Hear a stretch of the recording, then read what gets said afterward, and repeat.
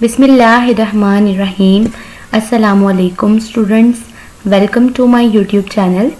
MTH 001 का lecture number 3 है laws of logic. इसमें बेसिकली आप स्टडी करेंगे कि लॉज कौन से हैं लॉजिक्स के, ठीक है। तो अप्लाइंग लॉज ऑफ लॉजिक देखिए, आप सबसे पहले कहते हैं कि अगर आपके पास स्टेटमेंट्स हैं तो इनके ऊपर हम कैसे जो है ना लॉ अप्लाई करते हैं और इन स्टेटमेंट्स को सॉल्व करते हैं, ठीक है। तो सबसे पहले देखें P और bracket negation round bracket negation P and Q जो है आपके पास, इसको सॉल्व करने के लिए क्या करना पड़ेगा कि ये जो निगेशन है ना, वैसे मैं अगर आप लोगों को बता दूं तो ये जो निगेशन है ना, ये जैसे D Morgan's law, union, intersection के क्वेश्चंस होते हैं ना, उसमें कॉम्प्लीमेंट का जो किरदार है ना, वो ये यहाँ पे इन लॉज ऑफ लॉजिक्स में जो है ना ये अदा करेगा किरदार, ठीक है।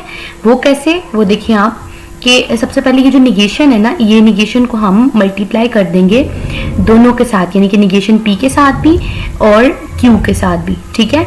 तो देखिए क्या किया, सबसे पहले यहाँ पे हमने इस निगेशन को, ये जो निगेशन थी, इसको निगेशन P के साथ अलग कर दिया, ठीक है, और उसके बाद निगेशन Q कर दिया, ठीक है। फिर इसके बाद देखें ये हो गया आपके पास डी मॉर्गन्स लॉ। और डी मॉर्गन्स लॉ में क्या होता है कि A इंटरसेक्शन B का होल कॉम्प्लीमेंट किसके इक्वल होता है, A कॉम्प्लीमेंट यूनियन B। तो ये जो यहाँ पे एंड था ना, वो यहाँ पे जो दूसरा ना यहाँ पे और में कन्वर्ट हो गया, ये देखें, ठीक है। तो यहाँ पे आपने बिल्कुल कंफ्यूज नहीं होना, डी मॉर्गन्स लॉ लगाया। डी मॉर्गन्स लॉ के बाद क्या किया है कि आपके पास देखिए डबल निगेशन आ रही है। जैसे आपके पास A का ट्रांसपोज हो और आप उसका अगेन ट्रांसपोज ले लें तो वो A के इक्वल आ जाता है। इसी तरह से निगेशन है, डबल निगेशन आ जाए तो वो इक्वल्स टू P होती है, ठीक है। फिर देखें आपके पास यहाँ पे था निगेशन Q, तो वो एज इट इज साथ आ गई है।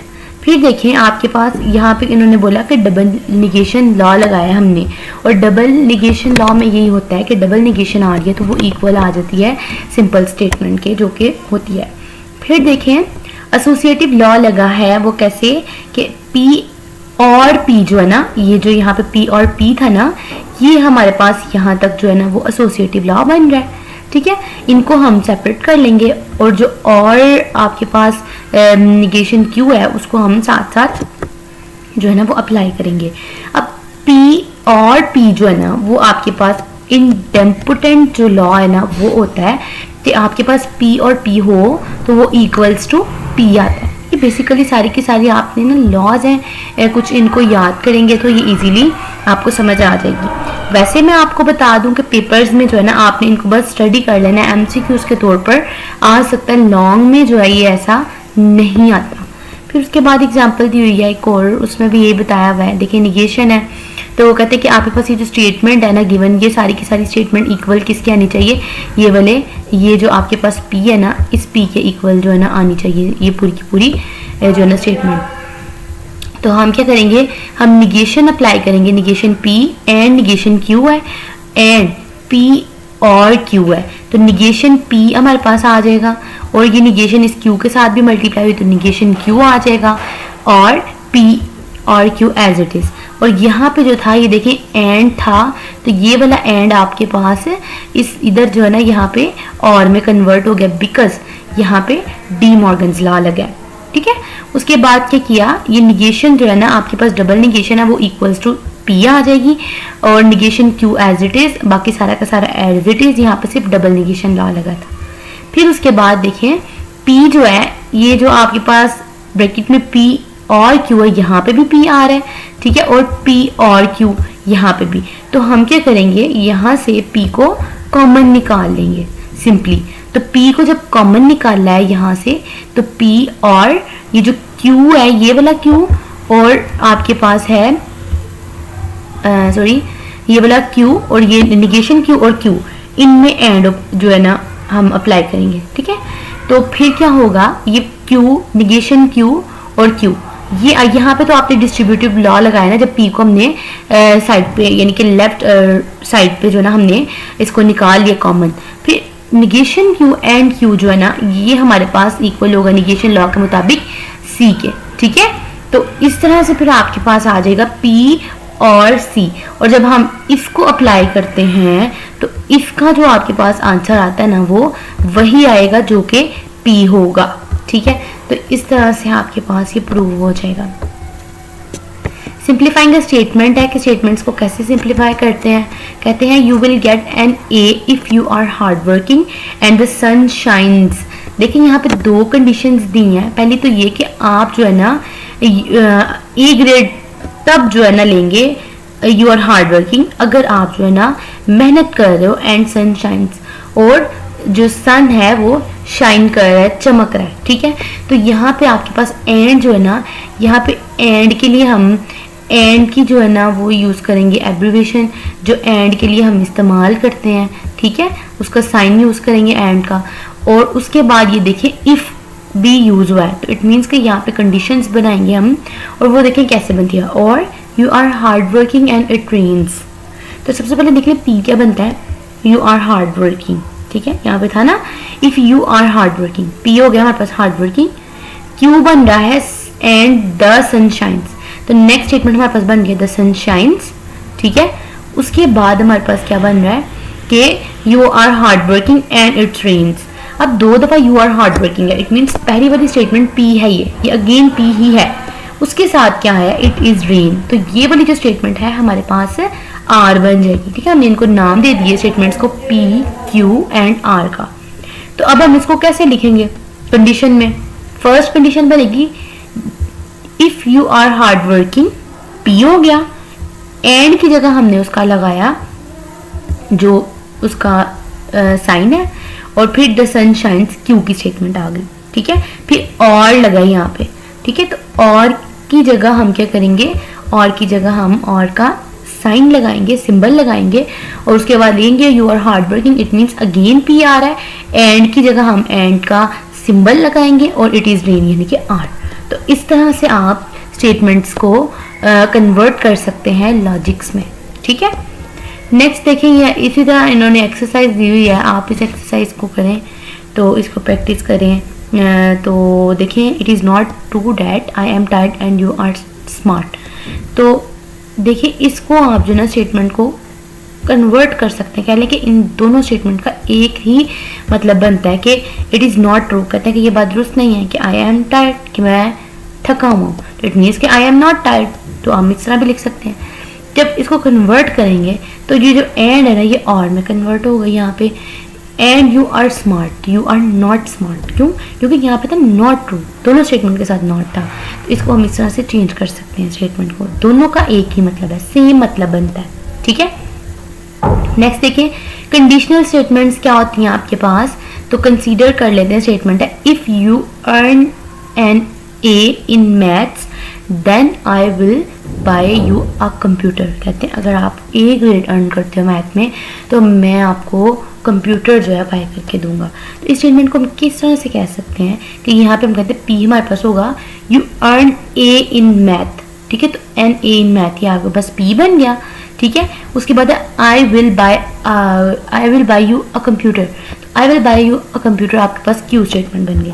तो इफ जहाँ पे आता है और देन जहाँ पे आता है ना, उसका मतलब है कि यहाँ पे इफ और देन के बाद एंड का जो है ना वो सिंबल आ रहा है। तो इसको हम कैसे करते हैं, मतलब दो कंडीशंस थी ना यहाँ पे, अगर ये होगी तो फिर ये, यानी इफ अगर तो देन। ठीक है, तो इफ देन के लिए हम कंडीशन जो है ना वो कंडीशनल स्टेटमेंट्स इनको कहा जाता है, जहाँ पे इफ और देन आता है। तो कहते हैं कि हम क्या करेंगे, ये जो इफ देन है ना उसके लिए जो स्टेटमेंट के लिए यूज करते हैं ना फ्रेज, वो हमारे पास होती है इम्प्लाइज। ठीक है, इम्प्लाइज की स्टेटमेंट हम यूज करते हैं, वो right P implies Q. Implies को हम एरो से डिनोट करते हैं, ये छोटी छोटी चीजें हैं आपने याद रखनी है। तो ये आपके पास बनेगी स्टेटमेंट पी इम्प्लाइज क्यू, यानी कि अगर एक दुरुस्त होगी देन दूसरी भी जो है ना कंडीशन ट्रू होगी। ठीक है, तो कहते हैं हम इसको इस तरह से भी पढ़ते हैं कि इफ पी देन क्यू, अगर पी फिर क्यू। ठीक है, या फिर इसको हम कहते हैं पी इम्प्लाइज क्यू, तो इसको हम पी इम्प्लाइज क्यू भी पढ़ते हैं, और इसको डिनोट किया जाता है पी एरो क्यू से। ठीक है, जिसको हम इम्प्लाइज का सिंबल कहते हैं। नेक्स्ट देख लें, कहते हैं if it falls when a P is true. कहते हैं कि अगर फॉल्स है कि पी जो है ना वो ट्रू है, तो Q इज फॉल्स। तो देखें ये बेसिकली कह रहे हैं कि अगर आपके पास P है ना, कहते हैं कि if it is false when P is true and Q is false. कहते हैं कि ये जो है ना ये गलत होगा कि P जो है वो दुरुस्त है और Q जो है वो गलत है। तो कहते हैं अदरवाइज इट इज ट्रू, कहते हैं उसके अलावा जो है ना बाकी ये ट्रू होगा। मैं आपको इसका कॉन्सेप्ट आसानी से बाद में समझाती हूँ नीचे टेबल से। बस आप ये देखें कि जो एरो है ना, ये जो एरो, इसको हम कंडीशनल ऑपरेटर कहते हैं। ये आपके पास जो है ना वो MCQs के तौर पे आ सकता है कि ये एरो जो होता है हमारे पास कंडीशनल ऑपरेटर होता है। उसके बाद देखें कहते हैं कि जो P होता है ना उसको हम कहते हैं हाइपोथेसिस और एंटीसीडेंट। जो P एंड Q है ना उसमें जो P है उसको हम क्या कहते हैं, हाइपोथेसिस और एंटीसीडेंट। और जो Q होता है ना, Q को हम कहते हैं कंक्लूजन। ठीक है, जैसे हम कहते हैं ना कि हमारी कहानी का क्या नतीजा निकला, कंक्लूजन क्या है, तो Q हमारे पास बेसिकली होता है कंक्लूजन। एक और बात मजे की इसमें ये है कि हमें कैसे पता चलेगा कि P और Q है, उसके लिए ट्रूथ टेबल में कितनी एलिमेंट्स को लेना होता है। तो इसको करने के लिए आपको पता होना चाहिए कि जब हम ऐसे क्वेश्चंस को करते हैं तो हम यूज करते हैं 2 की पावर n। ठीक है, 2 की पावर n का फार्मूला जो है ना वो हम इसमें यूज करते हैं। तो मैं वो आपको बताती चलूँ कि 2 की पावर n जो है वो हम कैसे कर सकते हैं। तो देखें 2 की पावर जो n होता है ना हमारे पास, इट मीन्स कि आपके पास राइटिंग को थोड़ा सा इग्नोर करें। ठीक है, 2 की पावर n है, तो जो n है ना हमारे पास ये बेसिकली होगा कि हमने 2 की पावर कितने आपके पास जो है ना वो एलिमेंट्स हैं, 2 है ना, एक एक P है और एक Q है। तो ये हमारे पास 2 जो है ना एलिमेंट्स हैं, तो 2 की पावर आ जाएगा 2, यानी कि n होता है नंबर ऑफ वैल्यूज या एलिमेंट्स। तो 2 की पावर 2 इट मीन्स 4। अब 4 में आपने क्या करना है, पहले 2 ट्रू रखने हैं और बाद वाले जो 2 है ना, ये देखिए पहले 2 हम ट्रू रखेंगे और बाद वाले जो 2 है ना वो हम फॉल्स रखेंगे। फिर Q में क्या करेंगे, first true second false, third true fourth false, यानी कि पहले 2 ट्रू 2 फॉल्स, फिर Q में 1 ट्रू 1 फॉल्स, 1 ट्रू 1 फॉल्स। ठीक है, अब यहाँ पे हम लगाने लगे हैं इफ और देन की कंडीशन। तो वो हम किस तरह से लगाते हैं वो देख लें कि इम्प्लाइज है ना, उसके लिए हम देखते हैं कि अगर फर्स्ट वाला ट्रू है, ये देखें ये हमारे पास ट्रू है और सेकंड वाली वैल्यू वो फॉल्स आ रही है। ऐसी स्टेटमेंट के लिए जहां पहला ट्रू और दूसरा फॉल्स हो तो आपके पास आंसर में हमेशा फॉल्स आएगा और बाकी सारी की सारी वैल्यूज ट्रू होंगी। देखें जहां पे ट्रू P होगा और Q फॉल्स होगा वहां पे हम सिर्फ फॉल्स लगाएंगे, अदरवाइज सारी की सारी वैल्यूज ट्रू। आप इस बात को जहन में रख लें कि इम्प्लाइज के लिए इसी तरह से आप जो है इसको समझ सकते हैं। यही बेस्ट वे याद करने का कि P इम्प्लाइज Q में ट्रू फॉल्स हो तो फॉल्स होता है, बाकी सारा ट्रू होता है। ठीक है, नेक्स्ट आ जाता है आपके पास प्रैक्टिस विद कंडीशनल स्टेटमेंट्स। तो कंडीशनल स्टेटमेंट्स के लिए प्रैक्टिस आपने करनी है। तो इफ कहते हैं अगर 1 इक्वल्स टू 1 है देन 3 इक्वल्स टू 3 है, तो वो स्टेटमेंट आपके पास ट्रू है। फर्स्ट वाली जो है कह रहे हैं कि अगर फर्स्ट कंडीशन ट्रू है तो सेकंड कंडीशन भी ट्रू है। ठीक है, अब देखिए फर्स्ट वाली है 1 equals to 1 it is true, 2 equals to 3 it is false. तो अब पहली ट्रू है और सेकंड वाली फॉल्स है, फर्स्ट ट्रू सेकंड फॉल्स, तो इट मीन्स फॉल्स। मैंने आपको पहले बताया था पहली ट्रू हो और दूसरी फॉल्स हो तो इट मीन्स कि वहां पे फॉल्स ही हम लगाएंगे। हमने ये ऊपर वाले टेबल से भी देखा है। फिर 1 equals to 0 and 3 equals to 3, अब दोनों कंडीशंस फॉल्स हैं तो दोनों फॉल्स हैं तो इट इज ट्रू। आपने इसमें कंफ्यूज नहीं होना, सिंपल इस टेबल को जो है ना याद रखना है। हम यहाँ पे नहीं देखते फॉल्स फॉल्स है तो हमने यहाँ पे ट्रू ही लगाए, क्योंकि बस ट्रू फॉल्स हो तो फॉल्स है, अदरवाइज जो है ना सारे ही ट्रू हैं। बस इस चीज़ को ध्यान में रखना है। फिर alternative way of expressing implication implies जो है हम कैसे कैसे जो है ना हम यूज़ कर सकते हैं। जैसे इफ P देन Q, कहते हैं अगर P है तो फिर Q, not P unless Q, जब तक P नहीं होगा तब तक Q भी नहीं होगा। तो कुछ ये वेज बताए हुए हैं कि आपको पता चल सकता है कि कैसे हम इम्प्लीकेशन को अप्लाई करते हैं। फिर एक आपको एक्सरसाइज दी हुई है तो आपने इस एक्सरसाइज को जो है ना वो अच्छे से देख लेना है। देखिए पहला मैं आपको समझाती हूँ, बाकी आप देख लेना। Your guarantee is good only if you bought car CD less than 90 days ago। तो कहते हैं देखिए यहाँ पे इफ लगा है, कहते हैं कि आपकी पहली कंडीशन है वो ट्रू कब होगी, अगर you bought your CD less than 90 days ago। कहते हैं कि if your guarantee is good, अगर आपकी गारंटी दुरुस्त होगी, देन, ठीक है, इफ और देन की कंडीशन आ रही है, you must have about CD player less than 90 days ago, ठीक है। इफ और देन की कंडीशंस आ रही हैं, यहाँ पे आपने इफ और देन ही लगाना है, ठीक है। ये इम्प्लीकेशन के जो कुछ एक्सरसाइज है। फिर है translating English sentence to symbols. अब इंग्लिश सेंटेंसेज हैं और आपने इनको सिंबल्स में कन्वर्ट करना है। P क्या है, you got an A on the final exam. Q क्या है, you do every exercise in this book. और R क्या है, you get an A in this class. इसको सॉल्व करेंगे, कहते हैं कि write the following propositions using P, Q and R logical connectivities. अब पहली कंडीशन क्या दी हुई है, to get an A in this class. तो ये तो A वाली कंडीशन इन दिस क्लास किस में आ रही थी, ये तो R में आ रही है, ठीक है। कहते हैं कि अगर आपने गेट करना है A in this class, it is necessary for you to get an A on the final. तो देखें कि इफ P देन Q, तो हम क्या कर रहे हैं, देखिए पहली कंडीशन क्या है, अगर आप जो है ना A लेते हो ग्रेड फाइनल में, तो पहली कंडीशन P हुई, ठीक है। तो ये जो आपके पास बाद में स्टेटमेंट आ रही है ना, वो आपके पास फर्स्ट वाली कंसीडर होगी जब आप इसको स्टेटमेंट को सिंबल्स में कन्वर्ट करते हैं ना, तब। तो अब पहले P लगाएंगे और फिर देन इम्प्लाइज Q, क्योंकि आप A गेट करोगे तो आप फाइनल में जाओगे, ठीक है। उसी तरह से नेक्स्ट एग्जांपल भी उन्होंने दी है, you do every exercise in this book, you get an A on final, implies you get an A in class. अब आपके पास पहले है you do exercise in this book, ये आपके पास कंडीशन थी Q की, ठीक है। अब Q की कंडीशन है और कहते हैं कि you got an A on the final. Second वाली जो है वो हम फर्स्ट पे कंडीशन अप्लाई करते हैं, ठीक है। तो P हमारे पास पहले आएगा, P उसके बाद आएगा हमारे पास एक्सरसाइज वाला यानी कि Q। P इम्प्लाइज Q हम लगाएंगे, लेकिन इम्प्लाइज कब लगेगा, देखिए इम्प्लाइज बाद में, अभी P एंड Q की बात हो रही है। You do every exercise in this book, you get an A on the final. First condition true है, सेकंड भी ट्रू होगी, तो इसमें एंड ऑपरेटर लगेगा, ठीक है। कि दोनों कंडीशंस ट्रू हों तो हम एंड का ऑपरेशन लगाते हैं। फिर इम्प्लाइज उन्होंने बोला, वो हमने लगाया इसकी जगह, you get an A in class. तो ये हमारे पास R की जो कंडीशन है वो लगी है बाद में, तो इसको हमने अप्लाई कर लिया। तो ये आपके पास बन गई कंडीशन। आपने एग्जांपल्स को अच्छे से देख लेना है और फिर इनको करना है। नेक्स्ट आ जाती है हायरार्की ऑफ ऑपरेशंस या फॉर लॉजिकल कनेक्टिविटीज। निगेशन का साइन देख लें। निगेशन का साइन हमारे पास जो है टिल्ड का होता है। कंजंक्शन के लिए हम एंड ऑपरेटर लगाते हैं जो हैड की तरह का है। इसी तरह से डिसजंक्शन जो है जिसको हम और कह रहे हैं, इसके लिए हम सिंबल लगाते हैं और का जो कि वी की तरह है, और कंडीशनल के लिए हम एरो का इस्तेमाल करते हैं। ये चीज़ें आपने साथ साथ देखनी है और इनको जो है ना सॉल्व करना है। देखिए कंस्ट्रक्ट करना है टेबल। अगर आपके पास है P और negation Q implies negation P, तो ये आपके पास बेसिकली है टेबल्स को हम कैसे सॉल्व करते हैं। P और Q है, यानी कि P और Q दो एलिमेंट्स आ रहे हैं, तो 2 की पावर n ले, 2 की पावर n आ जाएगा, 2 की पावर 2 इक्वल्स टू 4। आपके पास 2 ट्रू होंगे 2 फॉल्स, Q में 1 ट्रू 1 फॉल्स, 1 ट्रू 1 फॉल्स। अब आपने क्या लेना है, इसमें चाहिए हमें निगेशन P भी और निगेशन Q भी। तो भाई निगेशन Q ले लें, पहले P ले लें, कोई मसला नहीं। निगेशन Q ली तो ये जो ट्रू था ना वो फॉल्स में कन्वर्ट हो जाएगा। निगेशन में क्या होता है, ट्रू फॉल्स हो जाता है, फॉल्स ट्रू। तो फर्स्ट Q था ट्रू, तो ट्रू किस में कन्वर्ट हो गया, ट्रू हो गया फॉल्स, ठीक है।